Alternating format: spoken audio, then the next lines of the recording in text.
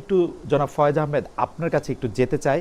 আমি একটু পুরনো বিষয় ৩-৪ দিনের পুরনো বিষয়ের দিকে আপনার একটু দৃষ্টি আকর্ষণ করতে চাই। আমি কয়েকদিন আগে দেখেছিলাম যে সাবেক উপদেষ্টা, মানে এই অন্তর্বর্তীকালীন সরকারের সাবেক উপদেষ্টা এবং বর্তমানে এনসিপি দলের যিনি প্রধান আছেন, তিনি একটি তার ভেরিফাইড পেজে তিনি একটি ফেসবুক স্ট্যাটাস দিয়েছিলেন, যেটি আমি পড়ছি এরকম করে যে তাকে কোট করছি। উনি মাহফুজ আলমের উপর লন্ডন দূতাবাসের সামনে হামলার, মানে লন্ডনে বাংলাদেশ দূতাবাসের সামনে হামলার প্রেক্ষিতে তিনি লিখছেন, মাহফুজ আলমের উপর হামলার ঘটনায় কোনোবারই অন্তর্বর্তী সরকার কোনো স্ট্রং পদক্ষেপ নেয় নাই, কোনো শক্ত বার্তা দেয় নাই, কোনো উপদেষ্টা বা প্রেস সচিব একটা মন্তব্যও কখনো করেন নাই। সরকার ও উপদেষ্টা পরিষদের ভেতরেও মাহফুজ আলমকে অপদস্থ হত্যার মৌন সম্মতি তৈরি করা হয়েছে। এই সরকার ও উপদেষ্টাগণ মাহফুজদের যথেচ্ছ ব্যবহার করে এখন মৃত্যুর মুখে ঠেলে দিচ্ছে। আমরা এগুলি মনে রাখছি, রাজনৈতিকভাবে এর জবাব দেওয়া হবে। আমার কোনো প্রশ্ন নাই জনাব ফয়েজ আহমেদ, আপনি যদি এই বিষয়টার মধ্যে থেকে একটু বলতেন। উনি বেশ কয়েকটা স্ট্রং মতামত দিয়েছেন।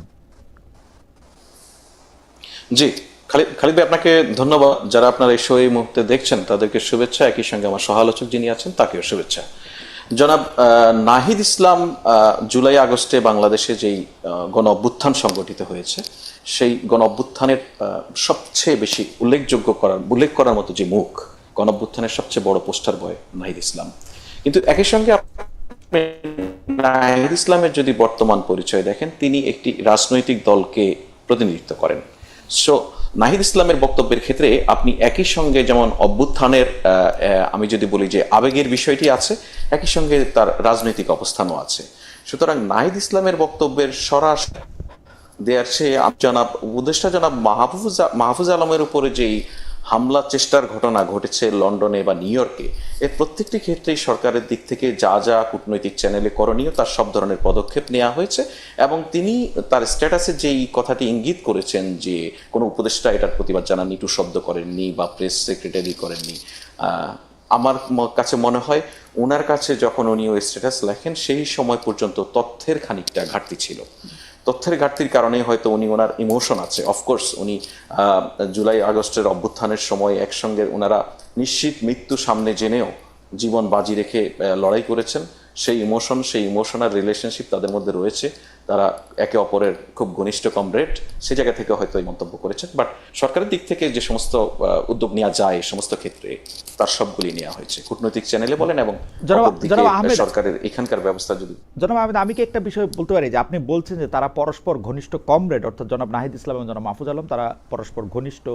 তো জনাব মাহফুজ আলম তো এখনো গদিনসীন উপদেষ্টা, তার মানে কি তিনি আসলে সরকারের মধ্যেও বা উপদেষ্টাদের মধ্যেও কি তিনি আলাদা বা কর্নার? মানে তারা কি তাকে তার পুরনো কমরেডদের কথা ভেবেই থাকতে হচ্ছে? মানে বিষয়টা কি এরকম?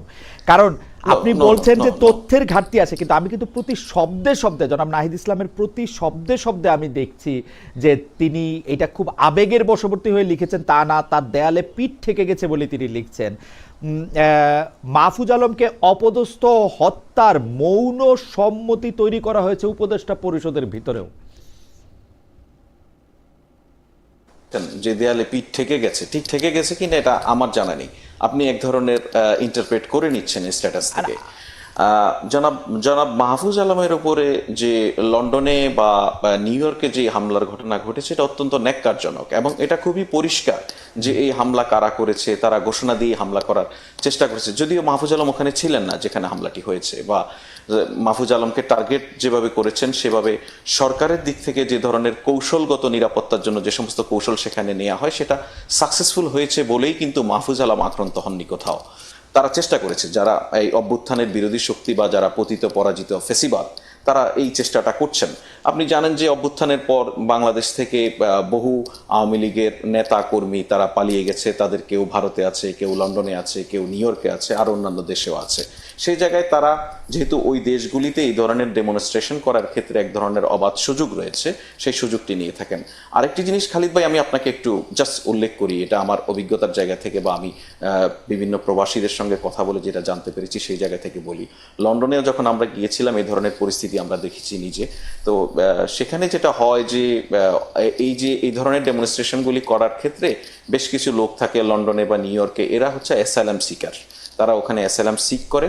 তো অ্যাসাইলাম সিক করার ক্ষেত্রে তারা ইনকামবেন্ট যে গভর্নমেন্ট থাকে এখানকার, সেই ইনকামবেন্ট গভর্নমেন্টের সঙ্গে তাদের সম্পর্ক যে খুবই খারাপ, তারা যে দেশে ফেরার অবস্থায় নেই, এই ধরনের বিষয়গুলি প্রমাণের জন্য অনেক সময় এই ধরনের কাজ করে জনাব ফয়েজ আহমেদ, তো এখানে জনাব ফয়েজ আহমেদ, আমি আপনাকে যে দিকটাতে মানে কাইন্ডলি একটু দেখতে বলতেছি, সেই দিকটা হচ্ছে এরকম, আপনি বলতেছেন আওয়ামী ফেসিবাদ পতিত পরাজিত ফেসিস্টরা আক্রমণ করতেছে, কিন্তু জনাব নাহিদ ইসলাম মনে করতেছেন, আমি আবার বলি, জনাব নাহিদ ইসলাম মনে করতেছেন উপদেষ্টা পরিষদের ভিতরেও মাহফুজ আলমকে অপদস্থ হত্যার মৌন সম্মতি তৈরি করা হয়েছে। আমার কনসার্ন কিন্তু এই যে আওয়ামী লীগের যারা বিদেশে আছে, এটা কমপ্লিটলি অমূলক, এবং আমি মনে করি এটা জনাব নাহিদ ইসলামের আবেগের বহিঃপ্রকাশ।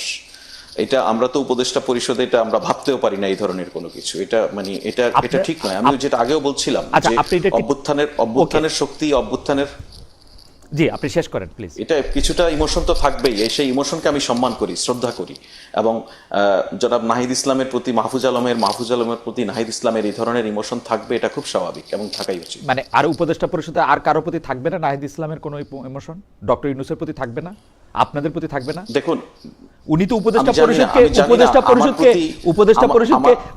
পরিষদকে না, খেয়াল করেন জনাব ফয়েজ আহমেদ, আমি যেটা বুঝতে চেয়েছি আপনি খেয়াল করেন, উনি কিন্তু সেই স্ট্যাটাসটা এখন আপনি বুঝতে পেরেছেন। আচ্ছা আমি অন্যভাবে বলি জনাব ফয়েজ আহমেদ, প্রেস থেকে এই ব্যাপারে স্টেটমেন্টটা কি করা হয়েছে আসলে মাহফুজ আলমের বিরুদ্ধে আক্রমণটা করার ক্ষেত্রে আপনার প্রেস সেকশন থেকে কি করা হয়েছে? প্রথম কথা হচ্ছে যে প্রেস সেকশন থেকে যে স্টেটমেন্টটা দেওয়া হয়েছে সেটা নিন্দা জানানো হয়েছে, প্রেস থেকে নয়, অন্তর্বর্তীকালীন সরকারের পক্ষ থেকে, এবং একই সঙ্গে প্রয়োজনীয় যে সমস্ত ব্যবস্থা গ্রহণ করা যেতে পারে কূটনৈতিক পরিমণ্ডলে বা কূটনৈতিক চ্যানেলে, সেই ব্যবস্থাগুলি গ্রহণ করার বিষয়েও সেখানে জানানো হয়েছে, ব্যবস্থা নেওয়া হচ্ছে। তো এখানে আপনি আসলে যে কথাটা বলছেন যে জনাব নাহিদ ইসলাম এবং মাহফুজ আলম একে অন্যের প্রতি ইমোশনের জায়গা, অন্যদের প্রতি সেটা থাকবে কি থাকবে না, তাই তো? অন্যদের প্রতি আসলে কার প্রতি কার ইমোশন কিরকম থাকবে সেটা আমরা তো বলতে পারি না। তবে একটা অভ্যুত্থানের মধ্যে দিয়ে, ধরুন আপনার একজন দীর্ঘদিনের সহকর্মী, আপনার একজন দীর্ঘদিনের স্কুল ফ্রেন্ড, কলেজ ফ্রেন্ড, তার জন্য আপনার যেরকম ইমোশন থাকবে বলে আমরা খুব সাধারণভাবে ধরে নেই, আপনার সঙ্গে একই রকম সম্পর্ক নয় বা একই রকম অবস্থার মধ্য দিয়ে আসেননি, তার সঙ্গে আপনার সম্পর্কটা ঠিক কেমন হবে এটা বা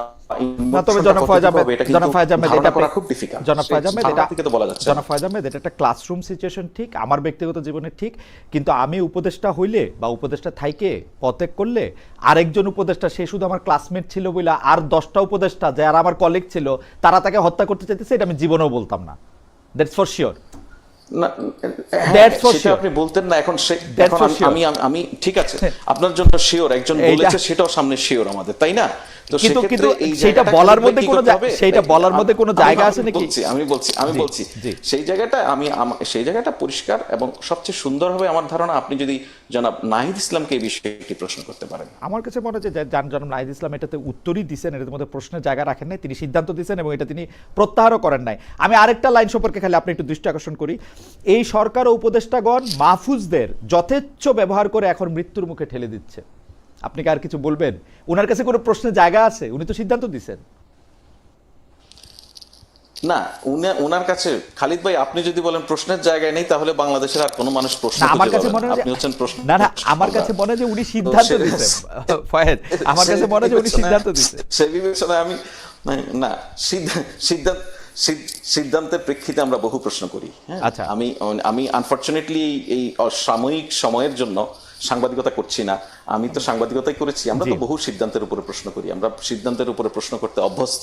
সুতরাং নাহিদ ইসলামের এই প্রশ্নে যদি আমি নিজেকে সাংবাদিকতার জায়গায় দেখি, অনেক প্রশ্ন করার জায়গা আছে, সেই জায়গায় আমি আপনাকে ওয়েলকাম করবো। না থ্যাংক ইউ সো মাচ জনাব ফয়েজ আহমেদ, আপনি আপনার জায়গা থেকে বিষয়গুলি বলেছেন। আমি একটু অধ্যাপক উম্মে ওয়ারা আপনার কাছে যেতে চাই। অধ্যাপক উম্মে ওয়ারা, আমি মানে যে বিষয় নিয়ে আসলে প্রশ্ন করছিলাম জনাব ফয়েজ আহমেদকে, সেই বিষয় নিয়ে আসলে আপনার কাছেও একটু আসতে চাই যে জুলাইতে যা হয়েছে, মানে আওয়ামী লীগ সরকারের বিদায়টাতে যারা নেতৃত্ব দিয়েছে বা আওয়ামী লীগ সরকারের অবশ্যম্ভাবী বিদায়টা যারা ঘটাতে পারলো, সেইটা ছিল একটা ঐক্যবদ্ধ শক্তি। কিন্তু সেই ঐক্যবদ্ধ শক্তিটাকে এখন নানাভাবে বিতর্কিত বা তর্কিত করা হচ্ছে। আমি এতক্ষণ আসলে নাহিদ সাহেবের মানে স্ট্যাটাস পড়তেছিলাম, এই যে এইটা করা হইতেছে, মানে এইটাকে আপনি আসলে কিভাবে দেখেন? এইটা দিয়ে কি আসলে আওয়ামী লীগের শক্তি বোঝা যাইতেছে? এইটা দিয়ে কি আসলে উপদেষ্টা পরিষদকে, যারা এই সরকারের অন্তর্বর্তীকালীন সময় আসলো, তাদেরকে বিতর্কিত করার চেষ্টা করা হইতেছে? মানে এটা কেন করা হইতেছে? মানে আপনি যেহেতু বিশ্লেষক এবং গবেষক, আপনি এটার এন্ড গোলটা কি দেখতে পাচ্ছেন যে এটা কেন করা হইতেছে? হ্যাঁ, ধন্যবাদ আপনাকে। প্রথমে একটু বলি যে আপনি যেটা প্রথমে প্রশ্ন করেছিলেন যে নাহিদ ইসলাম প্রথমে আসলে একজন উপদেষ্টা ছিলেন, পরবর্তীতে উনি সেই পদটি ছেড়ে দিয়ে এনসিপি তে জয়েন করেন। এখন বিষয় হচ্ছে যে তথ্য উপদেষ্টা তো এখনো উপদেষ্টা, উনি সরকারের একজন। কাজেই নাহিদ ইসলাম যখন সরকারের একজনকে নিয়ে তার চিন্তার কথা বলেন এবং সরকারের অন্যদেরকেই আসলে দোষারোপ করেন, সেটা আসলে উপদেষ্টা পরিষদের জন্য খুব একটা স্বস্তিদায়ক কোনো ব্যাপার হয় বলে আমি মনে করি না। কারণ আমি মনে করি যে উপদেষ্টা সবাই একজন আরেকজনের প্রতি নিশ্চয়ই সেই ধরনের তাদের সেই চিন্তা ভাবনা আছে, তাদের সিকিউরিটি এবং সবকিছু নিয়ে নিশ্চয়ই তারা ভাবেন। কাজে নাহিদ ইসলামের এই বক্তব্যটি আমার কাছে মনে হচ্ছে যথেষ্ট অস্বস্তিদায়ক হবে উপদেষ্টা পরিষদের জন্য। দ্বিতীয় হচ্ছে আপনি যেটি বলছিলেন যে বিতর্কিত করার চেষ্টা, আসলে দেখুন, যখন জুলাই আন্দোলনটি হয়েছে তখন কিন্তু বিভিন্ন মতের, বিভিন্ন আদর্শের, বিভিন্ন পেশার মানুষ একসাথে এসেছিল এবং তারা একটি নির্দিষ্ট উদ্দেশ্যে আসলে এই আন্দোলনটি সংঘটিত হয়। কিন্তু আপনি দেখবেন এর পরপরই কিন্তু যে যার এজেন্ডা, যে যার জীবনে ফিরে গিয়েছে, যে যার কাজে ফিরে গিয়েছে। এবং নাহিদ ওনারাও কিন্তু একটি নতুন দল গঠন করেছে। এখন তারা যদি বলেন যে মাহফুজদেরকে ব্যবহার করা হয়েছে এবং এখন মৃত্যুর মুখে ঠেলে দেওয়া হয়েছে, একজন মাহফুজ, একজন নাহিদ, একজন আসিফ সজীব, ওনারাও কি আসলে রিওয়ার্ডেড হননি? যেহেতু ওনারাই নায়ক ছিলেন এই অভ্যুত্থানের বা এই আন্দোলনের, তারাও তো একটি কিন্তু সরকারের উপদেষ্টা হয়েছেন, তারা একটি দল গঠন করেছেন, সারা দেশের মানুষ তাদেরকে চেনেন। কাজে এখন তারাও তো সেখান থেকে কিছু অর্জন করেছেন। এখন যদি হঠাৎ করে তারা বলেন যে তাদেরকে ব্যবহার করে ছুঁড়ে ফেলা হচ্ছে, আমার কাছে মনে হয় এই বক্তব্যটি আসলে আমার কাছে সঠিক মনে হয় না। না না, কিন্তু অধ্যাপক উমেয়রা, এইটাও তো একটা বিষয়। নাহিদ ইসলাম সাহেব এখন একটি রাজনৈতিক দলের প্রধান, তার বক্তব্যের মধ্যে অনেক রাজনীতিও থাকবে এবং এই সরকারের বিভিন্ন সমালোচনা এনসিপি এখন নিয়মিতই করে যাচ্ছে। বিশেষ করে ডক্টর মোহাম্মদ ইউনূসের লন্ডনে তারেক সাহেবের সঙ্গে বৈঠক হওয়ার পর থেকে এনসিপির একটি জায়গা দাঁড়িয়েছে এরকম, তারা প্রকাশ্যেই আসলে এই সরকারের জায়গা থেকে অনেক সমালোচনা করছে। সেই প্রকাশ্য সমালোচনার তো এটি একটি পার্টও হতে পারে এবং এটি রাজনৈতিক জায়গাও হতে পারে। এর জন্য তাদের সুবিধা নেওয়া বা তাদের এইটা বলা, এইটা কেন সামনে আসবে? মানে আমি আমি এই কথাটি এই জন্য বললাম, যেহেতু বলছে যে তাদেরকে ব্যবহার করে ছুঁড়ে ফেলা হচ্ছে, সেই জায়গাটিতে আমি বলেছি যে আসলে তাদেরকে ব্যবহার করে ছুঁড়ে ফেলা হয়নি, বরঞ্চ এই আন্দোলনের মধ্য দিয়ে তারাও কিন্তু একটি স্ব জায়গায়, একটি জায়গা করে নিয়েছে রাজনৈতিক জায়গায়। সেই অর্জনটিকেও তো তাদের আসলে দেখতে হবে। আরেকটি যেটি আপনি বলছিলেন যে তাদেরকে যে রাজনৈতিক ট্যাকটিক, এটা তো একদমই রাজনীতি কৌশলেরই একটি জায়গা। তারা একদিকে যেমন অন্তর্বর্তী সরকারের সমালোচনা করছেন, ঠিক তেমনি তারা বিভিন্ন সময় আমরা দেখেছি যে সরকারের বিভিন্ন আইন শৃঙ্খলা রক্ষাকারী বাহিনীর সাহায্য নিয়েও তারা বিভিন্ন সময় বিভিন্ন ধরনের কর্মসূচি পালন করেন। এখনো নিবন্ধন হয়নি, তারপরেও যে কোনো গুরুত্বপূর্ণ রাজনৈতিক সংকট বা আলোচনার ক্ষেত্রে প্রধান 2-3টি দলের মধ্যে তো তারা থাকেন। এমনকি এই যে মাননীয় প্রধান উপদেষ্টা নিউ ইয়র্কে আসছেন, সেক্ষেত্রে তো দেখা যাচ্ছে যে তাদের দলের একজন সেখানে আছেন। সেখানে তো আরো অন্য দলের অনেকেও থাকতে পারতেন। তো তাদেরকে আমার তো মনে হয় সব জায়গায় অনেক বেশি আসলে প্রায়োরিটি দেয়া হয়, যেটা নিয়েও আসলে সমালোচনা করার জায়গা থাকে। সেক্ষেত্রে আমার মনে হয় না নাহিদ ইসলামের এই বক্তব্যটি আমার কাছে অতটা সঠিক বলে মনে হয় না। আপনি আপনার সর্বশেষ প্রকাশিত নিবন্ধে এনসিপির সাফল্য বা এনসিপির আপাত ব্যর্থতার, মানে আমি যদি ব্যর্থতা এই শব্দটা নাও বলি, আপনি 3টা বিষয় উল্লেখ করছেন। সেটা আবার অধ্যাপক সোয়াইনরে উল্লেখ করে, সেটার মধ্যে আপনি বলছেন একটা শক্তিশালী আদর্শের অভাব, নিবেদিত প্রাণ তৃণমূল সমর্থকদের অনুপস্থিতি এবং তাৎক্ষণিক সংকট কেটে যাওয়ার পর একইভাবে জনসাধারণের উৎসাহ ধরে রাখার চ্যালেঞ্জ। আমি এটা একটু ম্যাডাম আপনার কাছ থেকে একটু আমি জানতে চাই যে একটা শক্তিশালী আদর্শের অভাব, পরে আমরা দেখলাম যে জনাব বদরুদ্দিন উমরকেও আপনি কোট করেছেন, তারা ডানপন্থী না মধ্যপন্থী নাকি বামপন্থী ইত্যাদি প্রশ্ন করে। কিন্তু শক্তিশালী আদর্শ বলতে আপনি যে শেখ মুজিবুর রহমান, জিয়াউর রহমান, হোসেন মোহাম্মদ এরশাদ, তাদের কথা আপনি বলছেন। শক্তিশালী আদর্শ মানে কি কোনো একটা চিন্তা, কোনো একটা পরিবার, কোনো একটা কথা, সেইটাকে আঁকড়ে ধরে বসে থাকা? শক্তিশালী আদর্শ আসলে জিনিসটা কি? আমরা কি রবিবার দিনও বলবো যে আজকে শনিবার? মানে দিন তো আগায়, শক্তিশালী আদর্শের সাথে তো মৌলবাদ সরাসরি জড়িত। মানে আপনি আর ওই জায়গা থেকে নড়বেন না। এই শক্তিশালী আদর্শটারে আপনি কেন বলতেছেন যে এটা শক্তিশালী আদর্শের অভাব? এই নতুন বাংলাদেশের তো স্বপ্ন ওরা দেখাইছিল, তাই না? হ্যাঁ, নতুন বাংলাদেশের স্বপ্ন অবশ্যই ওনারা দেখিয়েছেন এবং তারাই কিন্তু বারবার বলেছেন যে তারা মধ্যপন্থী, তারা বাংলাদেশপন্থী। এখন মধ্যপন্থী বলতে আসলে কি বোঝায়? একটা লিবারেল জায়গা থেকে হয়তোবা বাংলাদেশের দেখবেন একটা বিশাল জনগোষ্ঠী কিন্তু এখনো নারীর অধিকার নিয়ে, সংবিধান নিয়ে, শ্রমিকের মজুরি নিয়ে এই ধরনের বিষয়গুলো কিন্তু তাদের কাছে ম্যাটার করে ভোট দেওয়ার আগে। তা আপনি যখন বলছেন আপনি মধ্যপন্থা, তার মানে হচ্ছে আপনি কোনো এক্সট্রিম জায়গায় যাচ্ছেন না, কিন্তু একই সাথে আবার দেখা যাচ্ছে যে তাদের দলেরই অন্য অনেক নেতা বিভিন্ন সময় তারা ডানপন্থী দলগুলোর সাথে তারা হয়তো বা আলোচনা করছেন। অনেক সময় দেখা যাচ্ছে তারা আবার যেমন নাহিদ ইসলাম নিজেই একটি জায়গায় বলেছেন যে উনি সেকুলারিজম বা ধর্মনিরপেক্ষতা এগুলোর বাইরে গিয়ে উনি কথা বলতে চান। এখন ধর্মনিরপেক্ষতা মানে তো আসলে ধর্মের বাইরে গিয়ে কথা বলা নয়।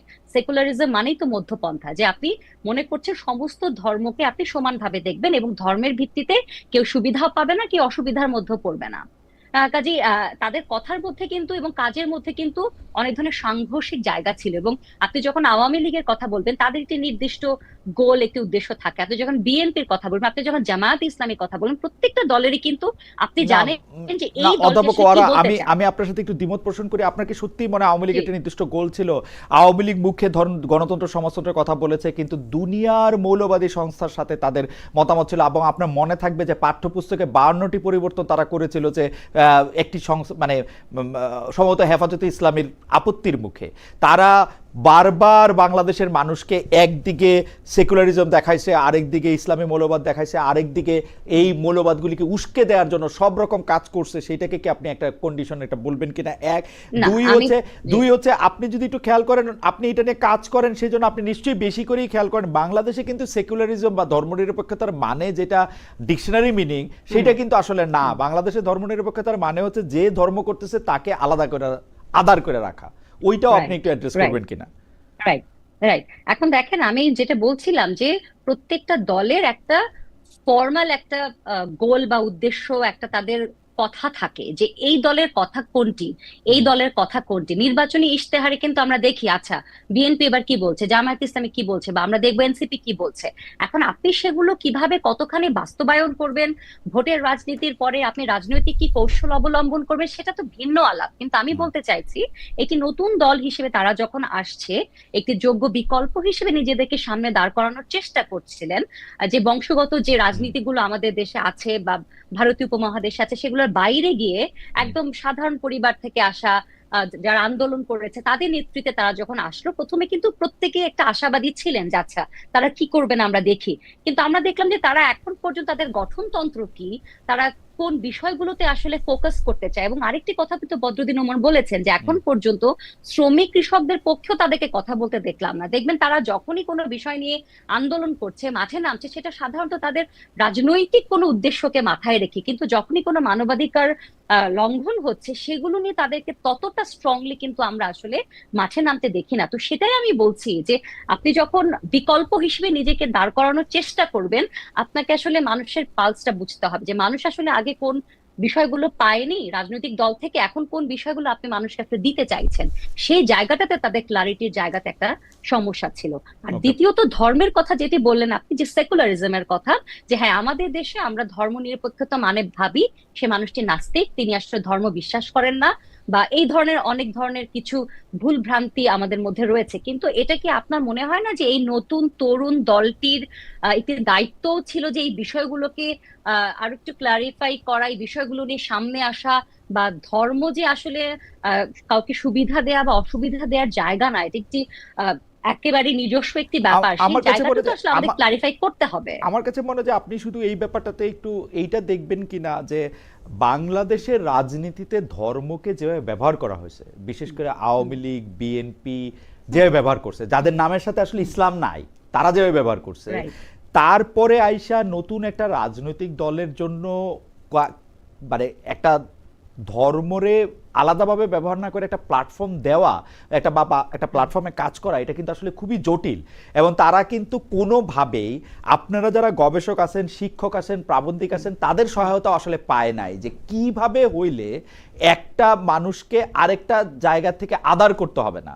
আমরা কিন্তু একটা দীর্ঘ সময় ধরে দেখছি যে সে শুধু একটা দল করে, আদর্শ করে, একটা মুসলমানের একটা দল করে ধরা যাক, তাকে আমরা একটা কর্নার করে রাখবো, কারণ তার কথা আমরা এখন শুনবোই না। ওই যখন একটা পরিস্থিতি তৈরি হয় তখন ওদের আর এর চেয়ে বেটার কি করার ছিল, এবং ওদের তো সময় তো শেষ হয়ে যায় না, 6 মাস 8 মাস হয়েছে দলটা হয়েছে। Right, right. কিন্তু মুশকিল হচ্ছে যে আমাদের সামনে তো নির্বাচন, জাতীয় হুম, নির্বাচন, এবং হুম, এনসিপি তো মনে করছে যে তারা এই জাতীয় নির্বাচনে একটি গুরুত্বপূর্ণ ভূমিকা পালন করবে, এবং সেই কারণেই তো তারা তড়িঘড়ি করে একটা রাজনৈতিক দল তৈরি করলো। এতটা তাড়াহুড়া করে তাদের রাজনৈতিক দল তৈরি না করে নিজেদেরকে আরো গ্রুমিং করে, এবং এই যে আপনি মাত্রই বললেন যে হুম, বিশেষজ্ঞদের মতামত নিয়ে, এই বিষয়ে যারা এক্সপার্ট তাদের সাথে হুম, কথা বলে তাদের গঠনতন্ত্র কি হুম। হবে, তাদের মূল জায়গায় কারা কারা থাকবেন, সেটা তারও সময় নিয়ে তারা করতে পারতেন। যেহেতু তারা এতটা দ্রুততার সাথে করেছেন, আমি ধরেই নিচ্ছি যে তারা আগামী নির্বাচনকে টার্গেট করেই তারা এই নতুন দলটি তৈরি করেছেন।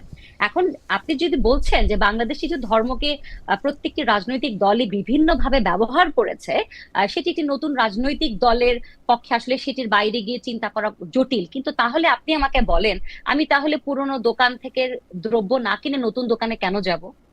ওকে, তাকে তো নতুন কিছু আমাকে অফার করতে হবে, আপনি সেই এখন জায়গাটি তো আপনি আমাদেরকে দিতে হবে, আপনি তখনই তো এখন আমি পর্যন্ত তাদেরকে আপনি সমর্থন করব। এখন পর্যন্ত তাদের কাছে নতুন কিছু পাচ্ছেন না, আমরা আবার আপনার কাছে আসবো, কিন্তু আপনি অধ্যাপক সোয়াইনকে উল্লেখ করে যে 3টা বিষয় বলছেন সেইটা আমার কাছে নতুন মনে হচ্ছে, কারণ আপনিই বলতেছেন যে তাদের মধ্যে শক্তিশালী আদর্শের অভাব রয়েছে, অর্থাৎ তারা কোনো আওয়ামী লীগ বা বিএনপির মতো বা জামাতে ইসলামের মতো কোনো একটা খুঁটি গাইরা ধরে তারা বসে থাকে নাই। নিবেদিত প্রাণ তৃণমূল সমর্থকদের অনুপস্থিতি রয়েছে, বাংলাদেশের তৃণমূল সমর্থকদের রাজনীতি আসলেই অনেক কঠিন হয়েছে, এইটার যদি একটা বড় ধরনের ভূমিকম্প না হয় সেটা এটা হবে, এবং তাৎক্ষণিক সংকট কেটে যাওয়ার পর একইভাবে জনসাধারণের উৎসাহ ধরে রাখার চ্যালেঞ্জ। আমি ব্যাপারটা আপনার কাছে মানে থেকে যাওয়ার আগে আমি এটা বলে রাখি যে এটা তো আসলে ওপিনিয়ন লিডার আমরা যারা, আপনারা যারা আছেন তারা এটাকে কিভাবে ব্যবহার করতেছেন সেটার উপর আসলে এটা ডিপেন্ড করে। আমি আসছি আবার আপনার কাছে অন্য প্রশ্ন নিয়ে, তার আগে জনাব ফয়েজ আহমেদকে জিজ্ঞেস করতে চাই। ফয়েজ আহমেদ, এই বিষয়টা একটু নতুন, আগের বছর যেটা হয়নি, অন্য কোনো বিদেশ সফরেও যেটা দেখা যায়নি, কিন্তু মানে অনেকেই বলছেন এবারই প্রথম দেখা যাচ্ছে জাতিসংঘ অধিবেশনে ডক্টর ইউনূসের সফর সঙ্গে হচ্ছেন 3টি দলের 4জন নেতা, এর মধ্যে বিএনপির 2জন, জামায়াত ও এনসিপির 1জন করে নেতা, মানে নির্দলীয় সরকার প্রধান বা অন্তর্বর্তী সরকারের প্রধান 3টা রাজনৈতিক দলের 4জন নেতাকে নিয়ে কেন সফর করতেছেন? কেন একটা রাজনৈতিক দলের 2জন নেতা থাকছে? জামায়াত বা এনসিপি বা বিএনপি আসলে কোন ক্রাইটেরিয়া নেবে, কোন ক্যাটাগরিতে তারা ইনক্লুডেড হইলেন? মানে বিএনপি জি, 2জনই বা কেন, ওরা 3জনই বা কেন? মানে আপনার আপনার জি, আপনার প্রশ্ন পরিষ্কার। জি, এইটা মানে দুজন করা বা ওরা একজন কেন, এইটা খুব গুরুত্বপূর্ণ ওই অর্থে নয়। আমরা দলগুলোর পার্টিসিপেশনটা নিশ্চিত করার চেষ্টা করেছি, এবং বিএনপি হয়তো মনে করেছে যে জনাব তারেক রহমান যে অ্যাক্টিং চেয়ারম্যান, ওনার পররাষ্ট্র বিষয়ক যিনি উপদেষ্টা রয়েছেন ওনাকে সেখানে নমিনেট করেছেন, যেহেতু পররাষ্ট্র বিষয়ক কার্যক্রম এখানে থাকবে সেই বিবেচনায়। কিন্তু মূল কথা হচ্ছে যে সরকারের দিক থেকে কেন এই রাজনৈতিক দলগুলির প্রতিনিধিকে এই সফরে অন্তর্ভুক্ত করা হলো সেটা, তাই তো?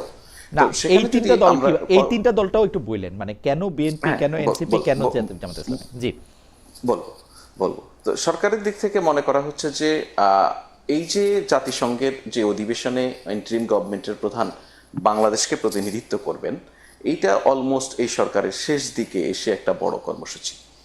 এই এই জাতিসংঘের এই যে সাধারণ অধিবেশন, এই অধিবেশনে যে সমস্ত বিষয় আলোচিত হবে বা যে সমস্ত বিষয়, আপনি জানেন যে শুধু অধিবেশন নয়, এনে সাইড লাইনেও প্রচুরগুলি মিটিং থাকে, বাইলেটারালস থাকে, অনেক কিছু সেই জায়গায়। এবং আরেকটা গুরুত্বপূর্ণ ইভেন্ট আছে আমাদের, রোহিঙ্গা বিষয়ক একটা ইন্টারন্যাশনাল কনফারেন্স সেখানে অনুষ্ঠিত হবে। এই টোটাল বিষয়টা কিন্তু কন্টিনিউশনের একটা ব্যাপার আছে, যে আগামীতে বাংলাদেশ রাষ্ট্রের যারা দায়িত্বভার গ্রহণ করবেন সেই রাজনৈতিক নেতৃত্ব যেন এই বিষয়গুলির কন্টিনিউশনটা ধরে রাখতে পারেন, সেইটার দিক সেই বিবেচনায় এটা সরকারের একটা অভিপ্রায় যে রাজনৈতিক দলগুলির প্রতিনিধি যদি এই আলোচনাগুলিতে প্রত্যক্ষভাবে থাকেন তাহলে ভবিষ্যতে তাদের এই কাজগুলি সহজ হতে পারে, বাংলাদেশের যেই অমীমাংসিত বা গুরুত্বপূর্ণ ইস্যুগুলি রয়েছে সেগুলি মীমাংসার ক্ষেত্রে বা সলিউশনের ক্ষেত্রে রাজনৈতিক নেতৃত্বের জন্য সেটা সহজ হবে। আপনি যদি খেয়াল করে দেখবেন যে রোহিঙ্গা ইস্যুটা হচ্ছে যে আপনার 2017 সালের পর থেকে এই শেখ হাসিনা পালিয়ে যাওয়ার আগ পর্যন্ত সময়ে কখনোই বাংলাদেশে এত বড় একটা জাতীয় সংকট বা এত বড় গুরুত্বপূর্ণ একটা আঞ্চলিক এবং আন্তর্জাতিক সংকট, সেটাকে মোকাবেলার ক্ষেত্রে কখনোই বাংলাদেশে অপরাপর রাজনৈতিক নেতৃত্বকে কোনোভাবে সম্পৃক্ত করা হয়নি।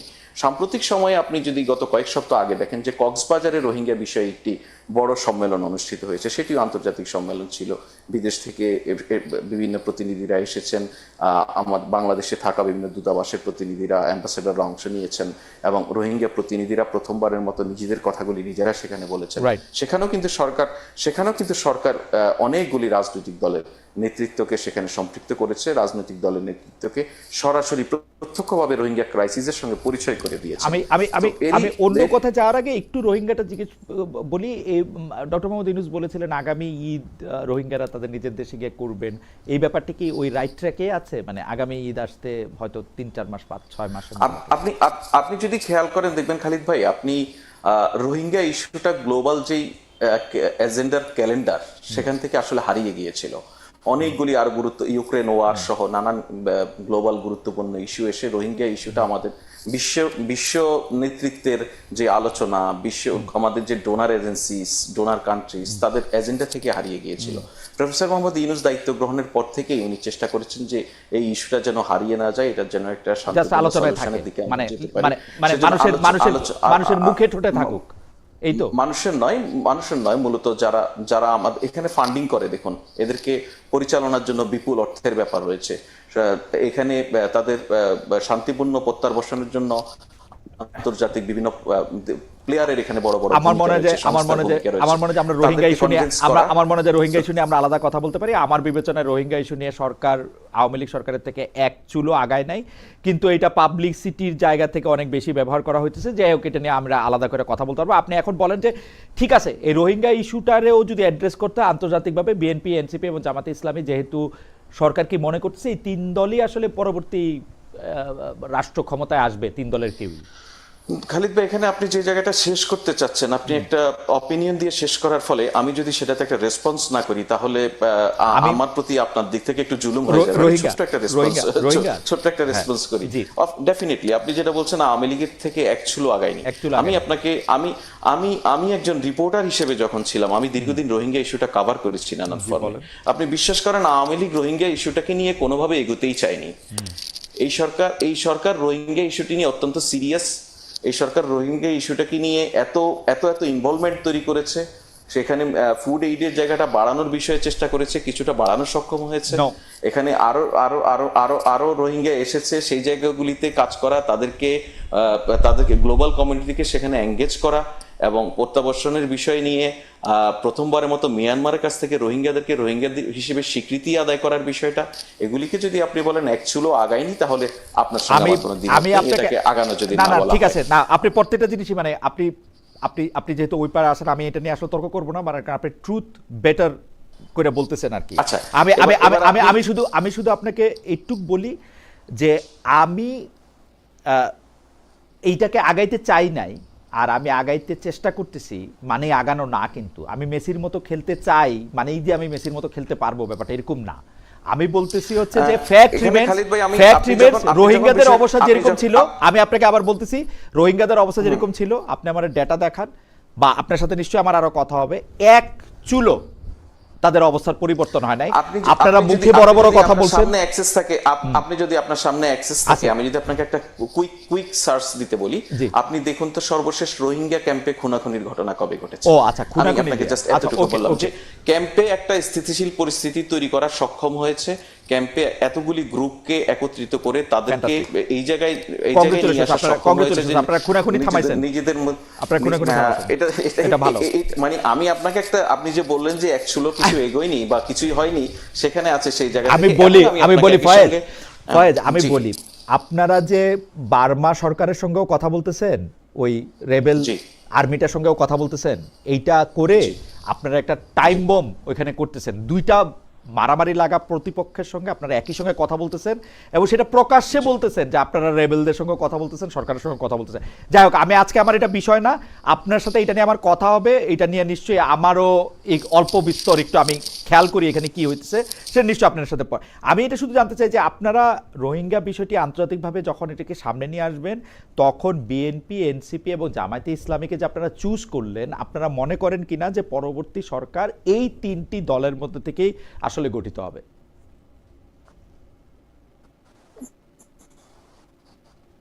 দেখুন, বাংলাদেশে বর্তমানে রাজনৈতিক দলগুলি নানানভাবে নেতৃত্ব দিচ্ছে, নানানভাবে আলোচনায় আসছে। ধরুন এনসিপিকে নিয়েই সর্বোচ্চ বেশি আলোচনা আপনার মধ্যে এখানে হতে পারে, আমি ধরে নেই যে বিএনপি আগামীতে সরকার গঠন করতে পারে, এর একটা ব্যাপক সম্ভাবনা রয়েছে। একই সঙ্গে জামাত তার রাজনীতিতে তার নানানভাবে ইনফ্লুয়েন্স তৈরি করতে সক্ষম হয়েছে, তার সক্ষমতা নানান ক্ষেত্রে দেখিয়েছে, সেই জন্য জামাত আলোচিত। বা রাজনৈতিক বিবেচনায় যদি আপনি দেখেন তাহলে বিএনপির পরে এখানে বড় দল হিসেবে জামাতকে বিবেচনা করা হয়। আরেকটা হচ্ছে যেটা নিয়ে আপত্তি বা যেটা নিয়ে কথা হতে পারে আপনার, সেটা হচ্ছে ওয়াই এনসিপি, তাই তো? তো এনসিপির বিষয়টা হচ্ছে, দেখুন এনসিপি রাজনীতিতে নিজেদেরকে কতটা গুরুত্বপূর্ণ না না, করে আমার তুলেছে কিন্তু বা হোয়াই তুলতে তিনটার পেরেছে কিনা, ক্ষেত্রে, সেটা হোয়াই নিয়ে তিনটার ক্ষেত্রে লম্বা- ফয়েজ, লম্বা- ফয়েজ আমার হোয়াই তিনটার ক্ষেত্রে, আমি একটু খালি কথা এনসিপির শেষ ক্ষেত্রে না, করি। খালি এনসিপির ক্ষেত্রে না। না, তো লম্বা লম্বা ডিবেট হতে পারে, কিন্তু আমি আপনাকে যদি বলি যে আজকে এখন পর্যন্ত আপনার এই আলোচনায় যে কমিউনিটি আলোচনা হয়েছে, সেই কমিউনিটি কতটুকু জুড়ে এনসিপি ছিল সেটা আপনি একবার চিন্তা করেন। আমার তো পুরো জীবন জুড়ে NCP। এনসিপিকে আমার তো পুরো জীবন জুড়ে এনসিপিকে নানানভাবে চিন্তা করতে হচ্ছে, এবং অভ্যুত্থানের মধ্য দিয়ে যেই রাজনৈতিক দল গড়ে উঠেছে, সরাসরি আমি বলছি না যে যে অভ্যুত্থানে যারা অংশ নিয়েছে তাদের প্রত্যেকের রাজনৈতিক দল এনসিপি, অভ্যুত্থানে অংশ নেওয়া যারা নেতৃত্ব দেয় অংশ, তাদের একটা বড় অংশ নিয়েই এনসিপি গড়ে উঠেছে। তারা একটি নতুন রাজনৈতিক দল। তারাও আমাদের যদি সরকারের যদি ক্যাপাসিটির মধ্যে থাকতো, হয়তো সব রাজনৈতিক দলকে ইনক্লুড করার চেষ্টা করা যেত, কিন্তু মনে করা হচ্ছে যে এই রাজনৈতিক দলগুলিকে ইনক্লুড করার মধ্য দিয়ে অপরাপর রাজনৈতিক দলের প্রতিনিধিত্ব এক ধরনের মোটামুটি নিশ্চিত করা সম্ভব হয়। সেই বিবেচনা থেকে এই তিনটি দলকে ইনভাইট করা বা অন্তর্ভুক্ত করা। ওকে, আমি জনাব ফয়েজ আহমেদ, আপনাকে অনেক ধন্যবাদ। আমি একটু অধ্যাপক উম্মে ওয়ারা আপনার কাছে আসতে চাই। আমি একটা বিষয় কিন্তু এখন পরিষ্কার, বাংলাদেশের রাজনীতিতে আসলে জুলাই আন্দোলনের পরে আমরা একটা নতুন বাকবদল অবশ্যই দেখতে পাচ্ছি, যেখানে রাজনীতিতে যদি আমি একদম খুব ভদ্র ভাষায় বলি, এটা একটা ভবিষ্যৎমুখী রাজনীতির দিকে যাচ্ছে, কিন্তু সেই ভবিষ্যৎমুখী রাজনীতি অতীতের কোন পাটাতনে দাঁড়িয়ে থাকবে সেটা নিয়ে কনফিউশন দেখা যাচ্ছে। আপনার কথার সাথে আমি কিছুটা একমত, কিন্তু আপনি কি মনে করেন যে এই যে একটা দীর্ঘ সময় আমি যদি বলি যে উমুক রাজাকার, তুমুক ইসলাম বিরোধী, তুমুক ইসলামপন্থী, তার চেহারা এরকম, এইটার বাইরে এসে যে একটা রাজনীতি করার চেষ্টা করা হচ্ছে, কেউ কেউ বলছেন এতে করে আসলে রাজনৈতিক অপরাধ প্রবণতাকেও আসলে উস্কে দেওয়া হচ্ছে। আপনি এইটাকে আসলে কিভাবে দেখেন একজন অপরাধ বিশেষজ্ঞ হিসেবে? আমি বুঝি নাই, রাজনৈতিক অপরাধ প্রবণতা হিসেবে দেখা মানে হচ্ছে এখন কিভাবে? তো এটা একটা দখলদারত্বের ব্যাপারটা চলে আসছে। মানে আমি তো এখন সত্ত্বাধিকারের সংজ্ঞাটায় আমি এখন নিজেকে বিবৃত করতেছি, এবং আমার কোনো একটা সেট রুল নাই। মানে আমি এই জুলাইয়ের আন্দোলন পর্যন্ত, আগে পর্যন্ত জানতাম যে আমি জামায়াত করি সুতরাং আওয়ামী লীগ আমার শত্রু, বা আমি আওয়ামী লীগ করি বিএনপি আমার শত্রু, বিএনপি করি জামায়াত আমার শত্রু। ওরকম ভাবে এইটার আর কোনো বাইনারি এরকম শত্রু মিত্র নাই। আজকে যে আমার শত্রু, কালকে তাকে আমরা মিত্র দেখতে পাচ্ছি। আমরা দেখতে পাচ্ছি এনসিপি জামায়াতের সাথে অনেক বন্ধুত্ব হলো। এই ডাকসু ইলেকশনে এনসিপি কিন্তু তার ছাত্রদল দিয়ে, তার ছাত্র সংগঠন দিয়ে সবচেয়ে বেশি আক্রমণের শিকার হয়েছে জামায়াতে ইসলামের ছাত্র সংগঠন কর্তৃক। সো এই যে একটা ভলাটাইল জায়গা, এবং এটার মধ্যে কিন্তু বিভিন্ন ধরনের অপরাধ, বিশেষ করে নারী, সংখ্যালঘু, মাজার, এগুলির প্রতি এই অপরাধগুলি আসতেছে, দখল করার জন্য যে একটা অপরাধ প্রবণতা, এমনকি চাঁদাবাজি দুর্নীতিতেও যুক্ত হওয়াটা আসতেছে। এইটা আপনি আসলে কিভাবে দেখেন, বা এটা কি করার? ধন্যবাদ।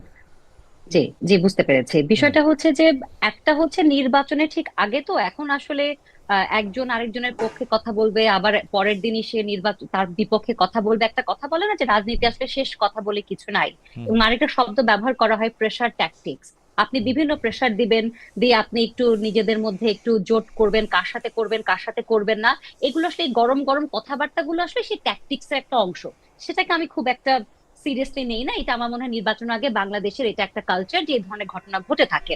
যে জায়গাটিতে আপনি বলছিলেন যে বিভিন্ন ধরনের দখলদারিত্বের আহ আহ, যে অর্থ কেলেঙ্কারি হতে পারে বা চাঁদাবাজি হতে পারে, সেই জায়গাটায় আসলে আমার মনে হয় যে দীর্ঘ সময় যেহেতু আওয়ামী লীগ ছিল, অন্যান্য দলের যারা রাজনৈতিক নেতৃবৃন্দ বা কর্মীরা, তারা তো আসলে নিষ্পেষিত হয়েছে। তারা আসলে আহ ক্ষমতার এই দিকে আসতে পারেননি। কাজে অনেকদিন পরে আপনি যখন অনেকক্ষণ না খেয়ে থাকবেন, তারপর আপনি আপনার সামনে যখন খাবার দিবে, আপনি কিন্তু একটু বেশি খেয়ে ফেলবেন, বা আমি কিন্তু একটু বেশি খেয়ে ফেলবো। খাওয়ার পরে কিন্তু গিয়ে হজমটা হবে, কিন্তু খাওয়ার সময়ে কিন্তু সেটা আমরা বুঝতে পারি না। তো এখন আসলে জুলাই আন্দোলনের পর থেকে দেখবেন যে অনেকের মধ্যেই সেই যে অনেকদিন ধরে তারা চাঁদাবাজি করতে পারছিল না,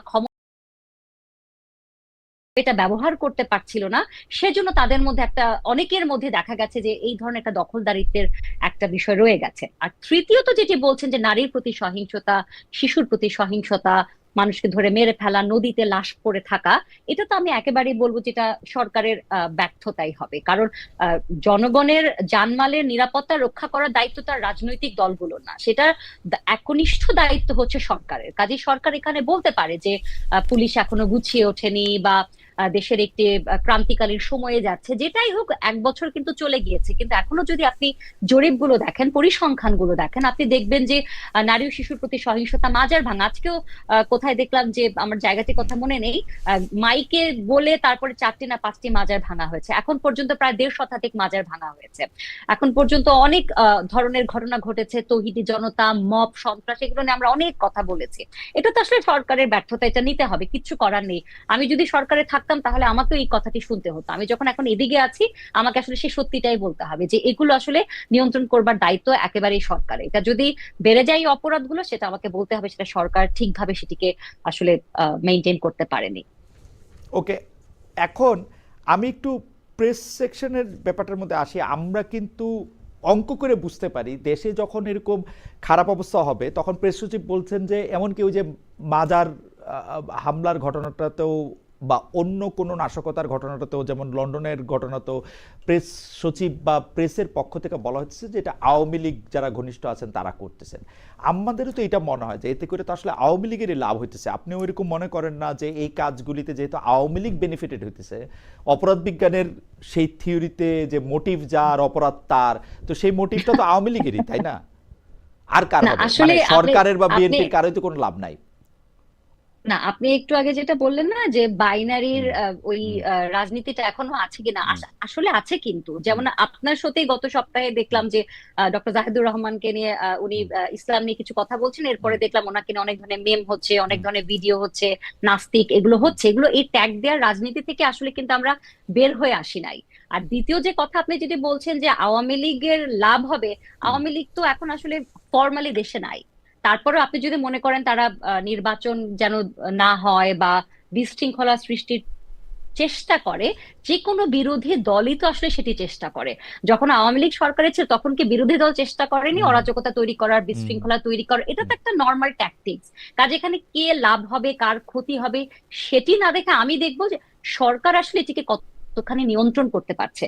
সরকার যদি সেটিকে নিয়ন্ত্রণ করতে না পারে, সেক্ষেত্রে আসলে এর উপরে তার উপরে দোষ দিয়ে আসলে সেটা আসলে খুব একটা কার্যকরী ভূমিকা পালন করবে না। আমি যদি হুম ধরেও নেই আওয়ামী লীগ করছে, তার তাহলে কি হবে? হুম তাহলে তো তার মানে তো এই না, যিনি খুন হচ্ছেন, যিনি ধর্ষণ যাকে করা হচ্ছে, সেক্ষেত্রে তো আসলে সেটি পরিবর্তন হয়ে এই যাচ্ছে ক্ষেত্রে না তো, চিত্রটি। এই ক্ষেত্রে সরকারের একটু দুর্বলতা রয়েছে কিনা সেটি নিয়ে নিশ্চয়ই প্রেস, আমাদের যে সহকারী প্রেস সচিব, সিনিয়র সহকারী প্রেস সচিব রয়েছেন তার কাছ থেকে আমরা শুনবো। তার আগে আমরা একটু দেখি যে জাতীয় ঐক্যমত্য কমিশনের আলোচনা চলাকালে জুলাই সনদের বাস্তবায়ন দাবিতে আমরা দর্শকদের জানতে চেয়েছিলাম জামায়াতের নেতৃত্বে আন্দোলন স্ববিরোধিতা, এরকম একটি কথা বলেছিলেন বিএনপি নেতা সালাউদ্দিন আহমেদ। আমরা দর্শকদের কাছে আমরা মানে আমি জানি যে প্রেস সেকশনে কাজ করা আসলে নিশ্চয়ই খুব কঠিন। যেমন ধরেন আজকে যে কথাটি আলোচিত হচ্ছে, আমি জানি যে আপনি কিন অবজারভার, শুধু এখন সরকারি কাজ করছেন বলে তাই না, আপনি এগুলি খেয়াল করেন, আপনি এগুলি জমিয়ে রাখেন, এক ধরনের গ্রন্থনা করেন, এবং আপনার কাজ আমি আসলে খুবই পছন্দও করি। তো এই যে মন্ত্রীপাড়ায় নাসিরুদ্দিন পাটোয়ারির গোপন মিশন অপারেশন ছাগল, মানে আসিফ নজরুলের ছাগল চুরি করে জনাব নাসিরুদ্দিন পাটোয়ারি এবং জনাব রিফাত রশিদ মানে খেয়ে ফেলছেন না নিয়ে গেছেন না মজা করছেন বুঝি নাই। আমি এটা বুঝছি জনাব রিফাত রশিদ এনসিপির আরেকজন নেতা, তিনি এটাকে খুব ডিনায়ও করেন, তিনি বলছেন যে হ্যাঁ আমরা এটা করছি, আমরা এটা মজা করে এটা করছি। এইটা আসলে মানে প্রেস, আপনি আমাদের যদি একটু একাডেমিকভাবে একটু বলতেন যে প্রেস সেকশনে এইসব জিনিস আপনারা কিভাবে ডিল করেন, মানে একজন উপদেষ্টা যারা না, আমরা খালিদ ভাই আপনার জন্য বলি, এটা আমরা ডিল করি না, মানে এটা আমরা জাস্ট শুনলাম, বা আপনি যেরকম একটা খবরে দেখলাম, এর থেকে বেশি প্রেস সেকশনের এখানে কোনো দায়িত্ব আছে বলে আমরা মনে করি না। আচ্ছা সো এইটা নিয়ে আমাদের ডিল করার কিছু নেই। তো এতটুকু বলতে পারি, প্রেস সেকশনের কেউ কোথাও দাওয়াত পায়নি। হ্যাঁ, সো এইটা নিয়ে এর চেয়ে বেশি খুব সিরিয়াস কমেন্ট করার মতো ঘটনা এটা আমার কাছে না আসলে। আচ্ছা, আমি তাহলে এই এটা ঠিক কতটা সত্য, কতটা মিথ্যা, হ্যাঁ কতটা ফান, কতটা সিরিয়াস, এটা বোঝা খুব মুশকিল। আমি জানি না। আমি শুধু এটার মধ্যে যেহেতু বাংলা আউটলুকের রিপোর্টটার মধ্যে যে দুইজন সেই ছাগল জনাব নাসিরুদ্দিন পাটোয়ারি এবং জনাব রিফাত রশিদের একজনের কোটেশন আছে, সেই জন্য আমি এটাকে একটু আমার প্রশ্নের একটা দ্বিতীয় ভাগ আছে। দ্বিতীয় ভাগটা হচ্ছে যে আমি কিন্তু আপনারা প্রেস সেকশন থেকে কি করেন, মানে এই প্রেস উইং কি করেন সেটার আমি একজন নিবিড় পাঠক দর্শক এরকম বলা যেতে পারে। তো আমার হিসাব Thank মতো you. আমার হিসাবে কিছু ভুলচুক হইতে পারে যে আপনাদের 22 জনের মতো উপদেষ্টা রয়েছেন, 25 জন, আরো 3-4 জন 5 জন মানে উপদেষ্টাদের সহকারী বা প্রতিমন্ত্রী পর্যায়ের রয়েছেন। আমি ধরে নেই যে এদের মধ্যে সংখ্যাটা যদি 30 জন হয়, কোন উপদেষ্টার বা প্রধান উপদেষ্টা বাদে কোন ঘটনা বা কোন অফিস নিয়ে আপনারা কথা বলবেন সেটা কে ঠিক করে দেয় আসলে? এটা কি প্রধান উপদেষ্টা নিজে ঠিক করেন নাকি প্রেস সচিব ঠিক করেন, বা আপনারা কিভাবে ঠিক করেন, মানে এটার সায়েন্সটা কি? না দেখুন, প্রথম হচ্ছে প্রধান উপদেষ্টার দপ্তর, ওনার ওনার অধীনস্থ যে সমস্ত দপ্তর আছে ওনার অধীনে, সেগুলির যে কোনো প্রয়োজন, আমরা তো কোনো কিছু ডিসাইড করি না, আমরা হচ্ছে ডিসাইড হয়ে আছে এরকম জিনিসকে ডিসক্লোজ করি সরকার Right, যেভাবে প্রয়োজন right, মনে করে। right. তো সেই জায়গা থেকে আমরা ওনার যতগুলি দপ্তর বা ওনার ডিরেক্টলি ওনার আন্ডারে যা আছে প্রত্যেকের কাজ যখনই যেটা চায় সেভাবে করি। কখনো কখনো কোনো অ্যাডভাইজার যদি ওনাদের কোনো ডিসক্লোজারের জন্য আমাদেরকে রিকোয়েস্ট করে, আমরা সেটা করি। এটা আমাদের প্রতি রিকোয়েস্টটা আসার অন্যতম কারণ হচ্ছে, ধরুন খালিদ ভাই, আপনি তো কালচারাল মিনিস্ট্রিকে এভাবে অবজার্ভ করেন না, সেও আপনার চোখে আসলে আসতে চায় কখনো কখনো আমাদের মাধ্যমে, যেহেতু আমাদেরকে অবজার্ভ করেন। Right. ওই বিবেচনায় খুবই খুবই পাবলিক জিনিসপত্র যেগুলি মানুষের না, সামনে এটা নিয়ে ঠিক আসা করেন প্রয়োজন কিভাবে? মনে মানে করে, এটা ঠিক কোনো করেন যে কিভাবে? কোনো অ্যাডভাইজার যদি মনে করেন যে আমাদের এই সহযোগিতাটুকু নিবেন, সেক্ষেত্রে আমরা তাদেরকে করি। এটা Okay. ঠিক করি হচ্ছে একটা ওয়ার্কিং রিলেশন তৈরি হয় না, কাজের একটা ইটসেলফ প্যাটার্ন তৈরি হয়ে যায়। আমরা কিন্তু উপদেষ্টাদের মধ্যে প্রয়োজন আমরা কিন্তু উপদেষ্টাদের মধ্যে কাউকে কাউকে দেখতেছি যারা আপনারা যাদের নিয়ে বেশি খবর করেন, কাউরে নিয়ে কম খবর করেন। আবার অনেক ক্ষেত্রে আমি দেখতে পাই, আমি একদম স্পেসিফিক উদাহরণ দিই ফয়েজ, আপনি বুঝবেন।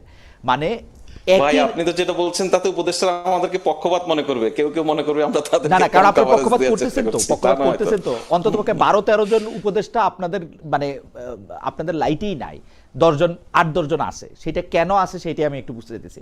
ধরেন প্রায় একই ধরনের কাজ করতেছেন, আমরা উপদেষ্টাদের প্রায় একই ধরনের কাজ করতেছেন। কাউকে তো আমরা নিজেরা লাইটে নিয়ে আসা বা লাইটে আনার ক্ষমতা তো আমাদের নেই। আমরা বরঞ্চ উপদেষ্টাদের কাজের মধ্য দিয়ে এই ডিসক্লোজারের ফলে আপনার লাইটে একটুখানি আমরা আসি। না ফয়েজ, এটা ঠিক কথা না। আমি আপনাকে বলি তাহলে আপনি বুঝবেন। যেমন ধরেন প্রায় একই রকম পররাষ্ট্র বিষয়, কূটনীতি বিষয়ে কাজ করেন জনাব খলিলুর রহমান এবং জনাব তৌহিদ হোসেন, একজন বাংলাদেশের পররাষ্ট্র উপদেষ্টা। জনাব ফয়েজ আহমেদ, আপনি কি চলে গেলেন না আছেন? আপনাকে আমি দেখতে পাচ্ছি না। আমার মনে হয় যে আমি প্রশ্নটা করে রাখি, কারণ হচ্ছে যে একই রকম কাজ দুইজন যখন করেন পররাষ্ট্র বিষয়ক। সরি, একটু আবার সম্ভব হ্যাঁ, আমি প্রশ্নটা আবার করতেছি, ধরেন ফয়েজ, আমাদের দুইজন আছেন উপদেষ্টা, একজন জনাব খলিলুর রহমান, একজন জনাব তৌহিদ হোসেন, তারা দুইজন একই রকম কাজ করতেছেন ধরা যাক। এর মধ্যে আপনারা যে খলিলুর রহমান সাহেবকে নিয়ে রিপোর্ট করবেন বা তৌহিদ হোসেন সাহেবকে নিয়ে রিপোর্ট করবেন বা খলিলুর রহমান সাহেব নিয়ে করবেন না, এটা কি হয় ঠিক হয়? মানে এইটার ক্রাইটেরিয়নটা কি? ধরা যাক আপনারা মৎস্য উপদেষ্টারে বেশি গুরুত্ব দিবেন, মুক্তিযুদ্ধ বিষয়ক উপদেষ্টাকে কম গুরুত্ব দিবেন, এটা কি হয়? আপনি জি ওকে, খুব সিম্পল। শুনেন, আমি আপনাকে খুব ক্লিয়ার করি। প্রথম কথা হচ্ছে, জনাব খলিলুর রহমান এবং জনাব তৌহিদ হোসেনের বিষয় যেটা আপনি নিয়ে এসেছেন, এই দুটো একটা স্পেসিফিক বলাতে আমি বলি, জনাব খলিলুর রহমান তো মাননীয় প্রধান উপদেষ্টার সঙ্গে সরাসরি কাজ করেন। তো ওনার ক্ষেত্রে ওনার এই পাবলিক ডিসক্লোজারের জন্য অন্য কোনো ওয়ে নাই আমরা ছাড়া, এক। তো ওনার ক্ষেত্রে করি। আবার কখনো কখনো ফরেন মিনিস্ট্রির যে সমস্ত কার্যক্রম প্রধান উপদেষ্টার সঙ্গে সম্পৃক্ত, যদি আপনি খেয়াল করে থাকেন যে গতকালকে যে প্রেস কনফারেন্সটি হয়েছে জাতিসংঘে সফর নিয়ে, সেটা কিন্তু প্রেস উইং সহযোগিতা করেছে ফরেন মিনিস্ট্রিকে। এর বাইরে ফরেন মিনিস্ট্রির কিন্তু একটা বিশাল জনকূটনৈতিক বিভাগ আছে। ফরেন মিনিস্ট্রির অপরাপর যে সমস্ত কাজ সাধারণত সেগুলি ফরেন মিনিস্ট্রি করে থাকে। কখনো যদি ফরেন মিনিস্ট্রি আমাদের অ্যাসিস্ট্যান্ট প্রয়োজন মনে করে, আমরা সেক্ষেত্রে করি। আর আপনি বলছেন যে মৎস্য উপদেষ্টা বা মৎস্য প্রাণী বিষয়ক উপদেষ্টাকে কতটা গুরুত্ব দিবেন, ধর্ম বিষয়কে কতটা গুরুত্ব দিবেন না, সেটা আসলে ওই যে আমি যেটা বললাম, যে কেউ যদি প্রয়োজন মনে করে আমরা সহযোগিতা করতে প্রস্তুত থাকি। আমরা তো কাজের মানুষ, কাজ করতে ভালোবাসি, আমরা কাজটা করে দেই, এক। আরেকটা বিষয় হচ্ছে, দেখুন এখানে ঠিক মানে এইটা একটা পরিষ্কার বিষয় যে আমরা কমিউনিকেশনের যেই জায়গাটা সরকারের কাজ করি, কোনো কারণে যদি আমরা কোনো কিছুতে কমিউনিকেশনের ডিসরাপশন মনে করি, কোনো কারণে যদি কমিউনিকেশনের ক্ষেত্রে কোনো ভুল ভ্রান্তি হচ্ছে বা ঠিক যেভাবে হওয়া উচিত বলে আমরা উচিত নয় সেভাবে হচ্ছে, বা কোনো সাজেশন প্রয়োজন হয়, আমরা কখনো কখনো প্রোঅ্যাক্টিভলি যোগাযোগ করি, আমাদের কোনো অ্যাসিস্ট্যান্স প্রয়োজন হলে আমরা সেটা দেওয়ার চেষ্টা করি। এটা আমরা সরকারের দায়িত্ব পালন করছি বলেই, নাগরিকদের অর্থে যেহেতু আমাদের বেতন হয়, সরকারের দায়িত্ব পালন করছি বলে আমরা আমাদের দায়িত্ব মনে করি।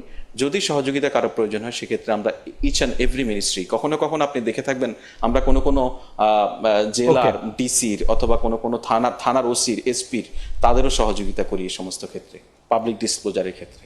আমরা আমাদের লক্ষ্যটা আসলে খুব পরিষ্কার, এই জায়গায় আমরা মানুষকে ইনফরমেশন দিয়ে এনরিচ করার চেষ্টা করি, আমাদের হাতে এতটুকুই আছে। আমরা চাইলেই কিন্তু কোনো কিছু এনফোর্স করতে পারি না। ওইটার মধ্যে আপনারা একটু পিক এন্ড চুজ করেন না তো, না মানে আমাদেরকে একটু মানে একটু আড়ালে একটু আলোকে রাখার জন্য পিক এন্ড চুজ খালিদ ভাই আপনার কাছে মনে হতে পারে এখন পিক এন্ড চুজ আপনার মনে হলে তো আমার কিছু করার নেই। আমরা পিক এন্ড চুজের মধ্যে পড়ি কিনা, কোন উপদেষ্টা যদি প্রয়োজন মনে করেন, মানে that means he is picking us, তাই না? সো সেই ক্ষেত্রে আমরা হয়তো পিক এন্ড চুজ, কোন উপদেষ্টা যদি প্রয়োজন মনে করেন যে এটা আমার প্রেস উইং এর সহযোগিতা নেওয়া প্রয়োজন, আসলে আমরা তো এখানে যারা কাজ করি আপনার মোটামুটি সহকর্মী, আমাদের ওই দক্ষতা স্কিল দেখে যেভাবে বুঝেছে, যেভাবে ব্যবহার করতে চায় সেভাবে করে আর কি। Thank you. আমি এটা জটিল কোনো সমীকরণ না। আমি একটু মানে নতুন ধরনের অপরাধ, মানে সেটি অপরাধ কিনা আমি জানি না, মানে মানে যেহেতু আজকে প্রথম আলো একটি প্রধান সংবাদ করেছে, অধ্যাপক ওয়ারা আপনি জানেন, যে সংবাদটি হচ্ছে যে টিউলিপ সিদ্দিক, যিনি লেবারের একজন এমপি, ক্ষমতাসীন লেবার দলের একজন এমপি, তিনি বাংলাদেশের নাগরিকত্বটি এখনো বজায় রেখেছেন, এই মর্মে একটি খবর প্রকাশিত হয়েছে, তার এনআইডি কার্ড, তার পাসপোর্ট ইত্যাদি ইত্যাদি ইত্যাদি, যেটিকে আবার পরে আপনি জানেন যে ডেইলি এক্সপ্রেস, লন্ডনের আরেকটি দৈনিক, তারা একটা বলছে যে এটা স্টারমারের জন্য একটা নাইটমেয়ার, এবং এই মিথ্যা কথাটা তিনি আসলে কেন বললেন, আপনি what is you take about it? মানে টিউলিপ সিদ্দিকের মতো ওরকম, এবং উনি তো মানে লেবারে আসলে গুরুত্বপূর্ণ দায়িত্বেই ছিলেন, এবং আমরা জানতে পারি যে তিনি স্টারমারের খুব ঘনিষ্ঠও ছিলেন, যেটি আসলে এক্সপ্রেস আজকে অনেকটা ইঙ্গিত করেছে। আপনি এটাকে আসলে কিভাবে দেখেন, যে মানে তাকে এটা কেন করতে হলো? আচ্ছা, আপনার মতো আমিও আজকেই দেখেছি বিষয়টি, এবং উনি যেহেতু টিউলিপ সিদ্দিককে আগে যখন প্রশ্ন করা হয়েছে উনি কিন্তু বারবার বলেছেন যে আমি ব্রিটিশ নাগরিক, আমি বাংলাদেশের নাগরিক নই, কিন্তু আজকে আমরা দেখতে পাচ্ছি যে আবার ওনার এনআইডি কার্ড আছে। তো বিষয়টি আসলে আমারও একই প্রশ্ন, যে আসলে যদি ওনার এনআইডি কার্ড থেকে থাকে তাহলে উনি কেন নিজেকে ব্রিটিশ নাগরিক বললেন, বা উনি কি মনে করেননি যে এই ধরনের একটি লিগ্যাল ডকুমেন্ট আসলে যদি থেকে থাকে সেটা আসলে তো বের হয়ে আসবে, সেটা বের না হয়ে আসার কোনো কারণ নেই। তো সেই জায়গাটিতে আসলে অবশ্যই এটি একটি প্রশ্নর একটি সম্মুখীন হতেই হয়। এবং কিয়ার স্টারমারের বর্তমানে গত কয়েকদিনে কিন্তু আসলে অভিবাসীদের নিয়ে এমনিতেই তিনি ভীষণ চাপের মধ্যে আছেন। অনেক বড় ফার রাইট গ্রুপের একটি বড় একটি সমাবেশও হয়েছে লন্ডনে, এটা আমরা সবাই জানি। সেইখানে এবং টিউলিপ সিদ্দিককে নিয়েও গত এক বছর ধরে বিভিন্ন সময় বিভিন্ন ধরনের খবর আসছে, কাজে আমিও মনে করি যে এটি হয়তোবা তার এই রাজনৈতিক এখন যে একটি প্রতিকূলতার মধ্যে দিয়ে যাচ্ছেন, সেক্ষেত্রে এই খবরটিও আসলে হয়তোবা একটি মাত্রা যোগ করবে। আপনি নিশ্চয়ই জানেন যে মানে যদিও টিউলিপ সিদ্দিকের আইনজীবী বলছেন বারবার যে এটি আসলে তাকে রাজনৈতিক উদ্দেশ্যে এইটা প্রতিবেদনটি করা হয়েছে, কিন্তু আমরা যদি একটু মনে করাই দেই যে এই ল ফার্মেরই আসলে প্রতিনিধিরা, মানে আমি খবরটি পড়তেছি এখনো, যে একজন মুখপাত্র এই 12 আগস্ট ফিনান্সিয়াল টাইমসে কিন্তু বলতেছিলেন যে টিউলিপের কোনো বাংলাদেশি জাতীয় পরিচয়পত্র বা ভোটার আইডি নেই, শিশু অবস্থার পর থেকে তিনি কখনো পাসপোর্টও রাখেননি। কিন্তু আমরা দেখতে পাচ্ছি যে 2001 সালে তার একটি পাসপোর্টের কথা, 2011 সালে তিনি একটি এনআইডিও রেখেছেন। মানে এটা এটা এটা এটা এটা আসলে মানে অপরাধের দিক দিয়ে, মানে ইংল্যান্ডের, মানে আমি জানি না, মানে আইন আদালত তো একভাবে এক জিনিস ইয়ে করে, মোরাল জায়গা থেকে আসলে ইংল্যান্ড এটাকে কিভাবে দেখে, বা সরকার? ইংল্যান্ডে তো আসলে মোরাল জায়গাটাকে সবার আগে রাখা হয়। একটা ছোট কোনো একটি খরচের বিলও যদি আপনি না দেন, সেটি নিয়েও আপনার মন্ত্রিত্ব চলে যায় বা আপনাকে রেজিগনেশন দিতে বাধ্য করা হয়। এখানে তো মোরালিটির জায়গাটাই সবার আগে। কাজে আপনি যখন আপনার রিপ্রেজেন্টেটিভ যখন বলছে যে আপনার বাংলাদেশে কোনো ভোটার আইডি নেই, কোনো লিগ্যাল ডকুমেন্ট নেই, কিন্তু পরবর্তীতে যখন প্রমাণিত হচ্ছে যে সেটি আছে, ডেফিনেটলি নিশ্চিতভাবেই সেটি একটি মোরালিটির জায়গা থেকে যদি বলেন, সেটা ডেফিনেটলি সেটাকে তাকে একটি প্রশ্নবিদ্ধ করে। এবং সেই জন্যই বললাম যে যেহেতু কিয়ার স্টারমার এই মুহূর্তে অভিবাসীদের নিয়ে, অবৈধ অভিবাসীদের নিয়ে বিভিন্ন ধরনের প্রতিকূলতার মধ্য দিয়ে যাচ্ছেন, সেখানে তার খুব কাছেরই একজন, তাকে নিয়ে গত 1 বছর ধরে অনেক ধরনের কথা হচ্ছে। কাজে এই যে উনি একটি লিগ্যাল ডকুমেন্ট আছে কিন্তু উনি বলেছেন নেই, এটা তো ডেফিনেটলি তার একটি অ্যাকাউন্টেবিলিটি, ট্রান্সপারেন্সি জায়গায় অবশ্যই একটি প্রশ্নের মুখোমুখি দাঁড় করায়। অধ্যাপক আরা, আপনাকে ধন্যবাদ। আমার কতগুলি আমি যেহেতু টাইম ম্যানেজমেন্ট আজকে ফেল করছি, কারণ হচ্ছে জনাব ফয়েজ আহমেদের সাথে কিছু টেকনিক্যাল আলাপ করতে গিয়া। জনাব ফয়েজ, আপনি যদি একটু দ্রুত একটু অ্যাড্রেস করেন তাহলে আমার জন্য একটু ভালো হয় আর কি, এই টাইম ম্যানেজমেন্টের অকৃতকার্যতা একটু দূর হয়। সেটা হলো, জনাব আহমেদ, এই জাতীয় নির্বাচনের আগে জুলাই সনদ বাস্তবায়ন, প্রয়োজনে নতুন সংবিধান করা, পিআর জাতীয় পদ্ধতিতে নির্বাচন দাবিতে বলা যায় জামায়াতের নেতৃত্বে বিভিন্ন ধর্মভিত্তিক দল আজ থেকে মাঠে নেমেছে। ঐক্যমত্য কমিশন আলোচনাও শেষ হয়ে যায় নাই, জুলাই সনদও চূড়ান্ত হয় না। এই অবস্থায় মাঠের কর্মসূচির সমালোচনা করে যাচ্ছে কিন্তু বিএনপি। কিন্তু অন্তর্বর্তী সরকার এত নীরব কেন, নাকি ঠিকই আছে? খালিদ ভাই, আমি আপনাকে একটু সহযোগিতা করি, যেহেতু আপনি টাইমের কথা বলছেনই। এই জায়গাটায় আমি আপনাকে খুব টেকনিক্যাল জায়গায় না যাই, আমি আপনাকে খুব থ্যাংক ইউ পরিষ্কার করে দেখুন। সাম্প্রতিক সময়ে একটা আলোচনায় আমি নিজে অংশ নিয়েছিলাম, সেখানে আলাপ হচ্ছিল যে হঠাৎ করে কেন জাতীয় ঐকমত্য কমিশন একদম চুপচাপ। কোন সময় আলোচনাটা হচ্ছিল জানেন? যে সময় ঢাকা বিশ্ববিদ্যালয়ের ছাত্র সংসদ নির্বাচন নিয়ে পুরো দেশ একদম এক ধরনের বড় অ্যাটেনশন দিয়ে রেখেছিল আর কি। তো সে সময় আমি তখন তাদেরকে রিকোয়েস্ট করেছিলাম যে আপনারা কি গত কয়েকদিনে, কয়েক সপ্তাহে জাতীয় ঐকমত্য কমিশনের কোনো খবর নেওয়ার চেষ্টা করেছেন? তো বললো যে না। আপনি খবর নেওয়ার চেষ্টা করেননি আর বলছেন তারা চুপচাপ। তারা তো তাদের কাজ করছে। একইভাবে আমি আপনাকে এই জায়গায় বলি, সরকার চুপচাপ নয়, জাতীয় ঐকমত্য কমিশনও চুপচাপ নয়। খুব নিবিড়ভাবে এই বিষয়টা যত সুন্দরভাবে ঐকমত্যের ভিত্তিতে একটা সলিউশনে পৌঁছানো যায় সেটার চেষ্টা হচ্ছে। আমি আপনাকে যেটা বলছি, আমি কোনো টেকনিক্যাল জায়গায় যাব না। আরেকটা হচ্ছে যে কিছু রাজনৈতিক দল ইতিমধ্যে আলোচনার টেবিলে থাকা সত্ত্বেও অপরদিকে মাঠে কর্মসূচি দিয়েছে। আমি একজন রাজনৈতিক প্রতিবেদক ছিলাম যখন সাংবাদিকতা করেছি। আমার অভিজ্ঞতা হচ্ছে যে রাজনীতিতে এইটা খুব বেশি যে নতুন জিনিস তা নয়। রাজনীতিতে অনেক সময় টেবিলের আলোচনার পাশাপাশি মাঠেও সক্রিয় থেকে বোঝানো হয় সেই দাবি পক্ষের যৌক্তিক বা চাপ যে জনভিত্তি রয়েছে সেটা বোঝানোর একটা চেষ্টা। আমি পলিটিক্যালি এটাকে আন্ডারস্ট্যান্ড করি যেভাবে, এটা একটা বিষয়। আর আপনাকে একটা আমি আশার খবর বলি, সেটা হচ্ছে যে আমার যতটুকু আন্ডারস্ট্যান্ডিং, জাতীয় ঐকমত্য কমিশনের কাজ দেখা বা তাদের সঙ্গে পলিটিক্যাল পার্টিগুলির আন্ডারস্ট্যান্ডিং এর জায়গা, নিয়মিত যোগাযোগের জায়গা, তার ভিত্তিতে আমি বিশ্বাস করি আমাদের সবগুলি রাজনৈতিক দল তাদের জায়গা থেকে কিছু ছাড় দিবে। আমাদের সবগুলি রাজনৈতিক দল তাদের জায়গা থেকে এগিয়ে এসে এটা খুব দ্রুতই বাস্তবায়নের পথ পদ্ধতি ঠিক করে একটি জাতীয় ঐকমত্যে পৌঁছাতে সক্ষম হবে। খালেদ ভাই, আমি এখানে একটু, আপনি যদিও টেকনিক্যাল বিষয় জানতে চাইছিলেন না, আমি একটু টেকনিক্যাল কথা একটু বলতে চাই, যেটাকে একটু বলতে পারি? জি প্লিজ, একটু যদি সংক্ষেপে বলেন। জি, গতকালই একটু বলা হয়েছে যে জুলাই ঘোষণাপত্রটাকে কাজে লাগিয়ে আসলে গণভোট বা সংবিধান আদেশের মাধ্যমে জুলাই সনদকে একটি কার্যকরী ভূমিকার দিকে নিয়ে যাওয়া যাবে। তো সেক্ষেত্রে আমার যে টেকনিক্যাল জায়গাটাতে যে সমস্যাটা হচ্ছে গতকাল থেকে, যে আসলে জুলাই ঘোষণা তো কোনো আইনি দলিল না, এটা একটা পলিটিক্যাল একটা অভিপ্রায়ের একটি সমষ্টিগত কিছু ইচ্ছের কথা। কাজে যেটি নিজেই কোনো লিগ্যাল ডকুমেন্ট না, এটা সাংবিধানিক কোনো ভিত্তি নেই, সেটি কিভাবে একটি জুলাই সনদকে আরেকটি ডকুমেন্ট বলে একটা বিষয়। আরেকটা বিষয় তারা বলছে যে যদি এটি কার্যকর হয় তাহলে সেটি তাৎক্ষণিকভাবে কার্যকর হয়ে যাবে, এবং তার পরপরই আবার বলছে যে গণভোট হতে পারে যা অনুষ্ঠিত হবে আগামী জাতীয় নির্বাচনের দিকেই। তো যদি সেটি তাৎক্ষণিকভাবে কার্যকর হয়েই যায় তাহলে কেন আবার গণভোট লাগবে? আর গণভোটের মাধ্যমে যদি সেটি আসলে বিপক্ষ কোনো মত আসে তাহলে কি আবার আমরা বলবো জুলাই সনদ আসলে কার্যকরী হচ্ছে না? অধ্যাপক ওয়ারা, আপনি যে প্রশ্নটি তুলেছেন সেটি আমারও মনের প্রশ্ন, কিন্তু আমার ধারণা জনাব ফয়েজ আহমেদ এই প্রশ্নের উত্তর আগে দিয়ে দিয়েছেন আমার কাছে মনে হয়েছে। তারপর একটু যদি দেন, আমার কাছে মনে হচ্ছে যে এগুলি পলিটিক্যাল বার্গেন, এগুলি নানা সময় নানা হবে। Just quick response. আপা যে বিষয়গুলি বলেছেন প্রত্যেকটা আলোচনায় ভিন্ন ভিন্ন লোকের মধ্য দিয়ে এসেছে। হ্যাঁ, ধরুন কেউ বলছে যে এখনই কার্যকর হয়ে যাবে, যিনি এটা বলছেন তিনি কিন্তু আবার বলছেন না যে গণভোটের মধ্য দিয়ে এটা কার্যকর করতে হবে। সো ভিন্ন ভিন্ন প্রস্তাব, তো সবগুলি এখনো আপা প্রস্তাব আকারে আছে। যতগুলি কনফিউশন বা টেকনিক্যাল ইস্যুজ আছে সব প্রস্তাব আকারে আছে। সবগুলি নিয়ে সবাই খুব সক্রিয়ভাবে কাজ করছে। পলিটিক্যাল পার্টিগুলির তো বেসিক্যালি এক একটা উইং এখানে এখন ইনভলভ হয়ে পড়েছে, তারা কাজ করছে, এটা একটা সলিউশনের দিকে যাচ্ছে। আশা আশা করি চলে যাবে। আচ্ছা, আমি একটু আমাদের দুইজন দর্শকের মতামত আমি পরপর একটু চোখে পড়ছে, তাদের একটু মতামত বলি। জাহাঙ্গীর বাস্তা, ওনার নাম মানে বাস্তা, হ্যাঁ। একই লোক একই আলোচনা, কোনো ভিন্ন মতের মানুষ নাই, অর্থাৎ তিনি আমাদের তিনজনকে বলছেন যে আমরা একই লোক একই ধরনের আলোচনা করতেছি, কোনো ভিন্ন মতের মানুষ নাই। আর তারপরে একজন প্রশ্ন করেছেন, এই প্রশ্ন আমার জন্য, খালেদ ভাই, লোকে বলে আপনি আওয়ামী লীগের পক্ষে, এ কথা কতটুকু সত্য? ভাই আপনিও বলেন যে আমি কতটুকু সত্য, এটা আমি কি বলবো। আমি প্রশ্নটা করি জনাব ফয়েজ আহমেদ।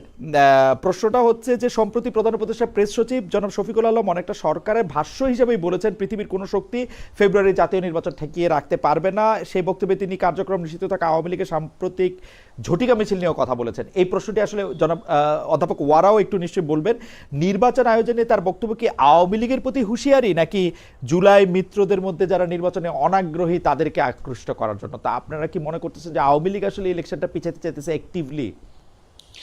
হ্যাঁ, এটা আমরা শুধু মনে করছি না, নানানভাবে আমরা এরকম গোয়েন্দা তথ্য পাচ্ছি, নানানভাবে তাদের কার্যক্রমের মধ্যে প্রতিফলিত হচ্ছে। আওয়ামী লীগ এবং আওয়ামী লীগের সঙ্গে নানানভাবে সহযোগিতা করে এমন নানান স্বার্থান্বেষী অংশই কিন্তু নির্বাচনটাকে পিছিয়ে দিতে চায়। আমি আপনাকে খুব করে বলি যে যখন এই সরকার দায়িত্ব গ্রহণ করেছিল তার পরপরই আওয়ামী লীগ কিন্তু খুব নির্বাচন চেয়েছিল। কোনো এক কারণে এখন আওয়ামী লীগ মনে করছে নির্বাচনটা হওয়া প্রয়োজন নেই, নির্বাচনটা বানচাল হওয়া জরুরি। অর্থাৎ দেশের মধ্যে একটা অস্থিতিশীল অবস্থা দলটাকে নিষিদ্ধ করে দিচ্ছেন, দল কিন্তু নিষিদ্ধ না, দলের কার্যক্রম ইলেকশন কি নিতে পারবে? আপনি আমার চেয়ে ভালো জানেন, ইলেকশন কি নিতে পারবে, করতে পারবে? দল নিষিদ্ধ না কি বললেন? খালিদ ভাই, আমি আপনাকে বলি, আপনি ইলেকশন করতে পারবে কিনা সেটার একটু উত্তর দিব। আর দল হিসেবে যেটা নিষিদ্ধ বলছেন, আনফরচুনেটলি এটাকে আমি আমার সরকারের প্রতিনিধিত্ব করছি হিসেবে ধরবেন না। ধরুন আমি একজন নাগরিক হিসেবে বলি, আওয়ামী লীগ কি আসলে কোনো দল, মানে রাজনৈতিক দল? এই বিষয় নিয়ে অনেক প্রশ্ন আছে। সেটা তো আলাদা করে, সেটা নিয়ে তো আলাদা করে আলোচনা করতে পারি। আমি সেজন্য বলছি, বললেন যে আগে নির্বাচন করতে চাইছিল, এখন নির্বাচন করতে চায় না, এখন চাইলেও তো পারবেন কিনা সেই প্রশ্নের জবাবে যদি নির্বাচন পর্যন্ত মানে নির্বাচন অনুষ্ঠান করা এই সরকারের পক্ষে সম্ভব হবে কিনা, যদি প্রশ্নটা আপনার এরকমই আমি বুঝে থাকি, সেক্ষেত্রে আমি বলবো নির্বাচন অনুষ্ঠানের ক্ষেত্রে দেখুন, মানে এটা অনেক বড় উদাহরণ বা এটা জাতীয় রাজনীতিতে অনেক বেশি প্রভাব তৈরি করতে পারে বলে আমি ব্যক্তিগতভাবে মনে করি না। তারপরেও এটা একটা ছোট হলেও একটা এক্সাম্পল। ঢাকা বিশ্ববিদ্যালয়ের যে ভোট কাস্টিং বা জাহাঙ্গীরনগর বিশ্ববিদ্যালয়ে যে ভোট কাস্টিং, সেটা কিন্তু 70% এবং 80%-এর কাছাকাছি। দেশের নাগরিকদের মধ্যে কিন্তু ভোট নিয়ে ব্যাপক আগ্রহ রয়েছে। একটি সুষ্ঠু ভোটের জন্য সবচেয়ে বড় নিয়ামক হচ্ছে ভোটাররা যদি সক্রিয় থাকে, প্রার্থীরা যদি ভোটারদেরকে আকৃষ্ট করতে পারে, অটোমেটিক্যালি একটা ভিজিবিলিটি তৈরি হয়ে যায়। সেটা যে সমস্ত গ্রুপ বা যে সমস্ত স্বার্থনীতি মহল নির্বাচনকে বানচাল করার চেষ্টা করবে, সেটা ভেস্তে যাবে। ওকে, এই প্রসঙ্গে অধ্যাপক আর আপনি কিছু বলবেন, মানে কেন উনি জনাব শফিকুল আলম বলছেন যে আওয়ামী লীগ ইলেকশন ঠেকাইতে চায়, আপনি ওইরকম মনে করেন কিনা? এক্স্যাক্টলি, আমি এবং সেটা আমার সহ আলোচকও বললেন, কিন্তু আমার কথা হচ্ছে আওয়ামী লীগ কি কোথাও তাদের কোনো ওয়েবসাইটে কোথাও এই ধরনের কোনো কথা বলেছে যে আমরা চাই নির্বাচন না হোক, আমরা নির্বাচনকে বানচাল করে দিতে চাই? এই ধরনের আমার মনে হয় এই ধরনের কথা বলাটা অফিসিয়াল আনঅফিসিয়াল বলা যাবে না। শেখ হাসিনা যিনি পালিয়ে ভারতে অবস্থান করছেন, তিনি কিন্তু সেখান থেকে নানান সময় নানান হুঙ্কার দিচ্ছেন। তিনি সাম্প্রতিক একটি বক্তব্যে আমরা যেটা দেখেছি, তিনি বলেছেন যে প্রফেসর ইউনূসের অধীনে কোনো নির্বাচন হবে না।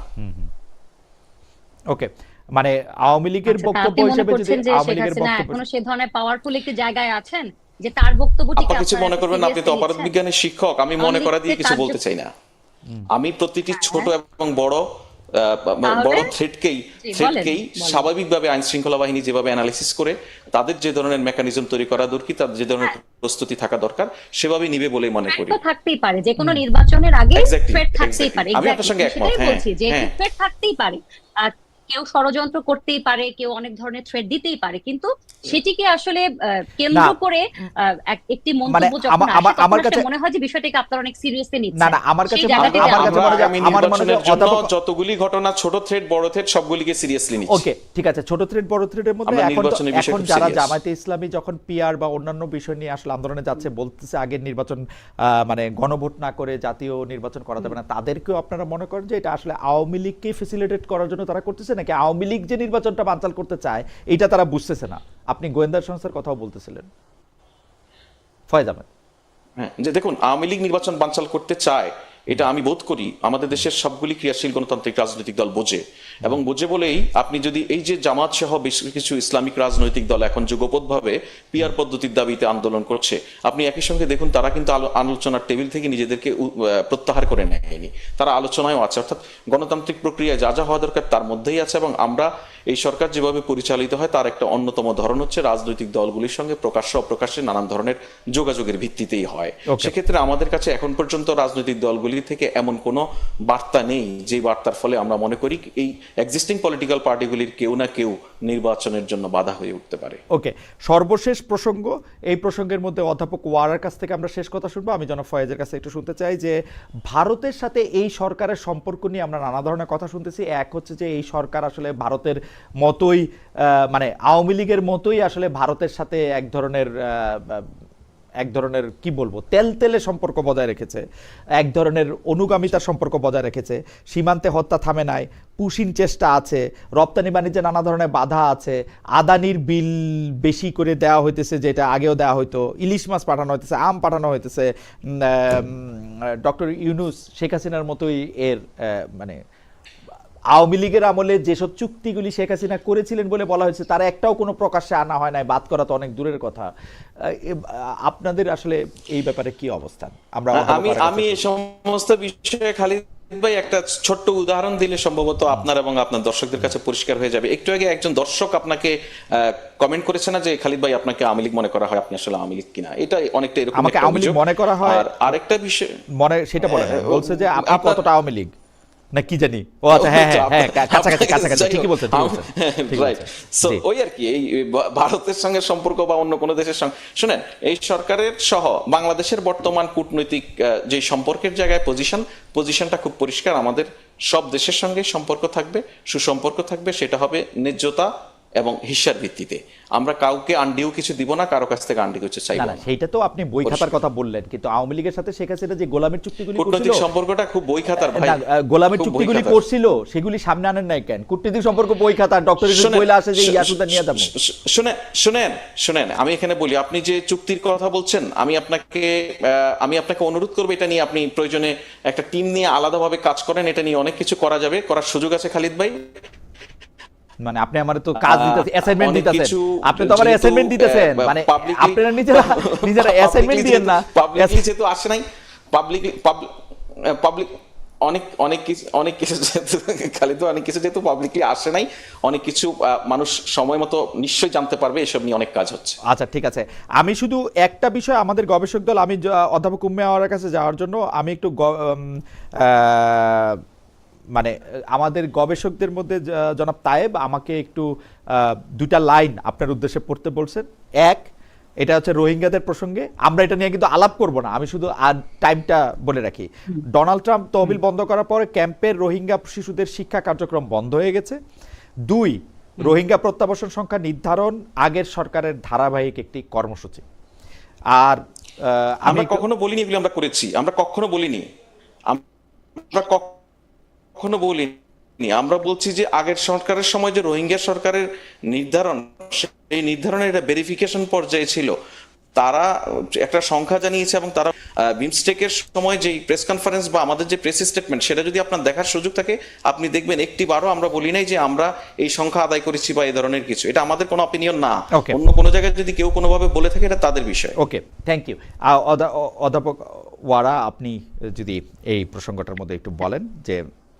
হ্যাঁ, ভারতের ক্ষেত্রে আমি এটা বলতে চাই যে ভারত যে একটি শক্তিশালী দেশ এবং আমাদের তিন দিকে ভারতের সাথে আমরা বর্ডার শেয়ার করি, ভারতের সাথে আমাদের যে বিভিন্ন চুক্তি রয়েছে, বিভিন্ন চুক্তি চলমান, এই বিষয়গুলোকে তো আসলে অস্বীকার করা যাবে না।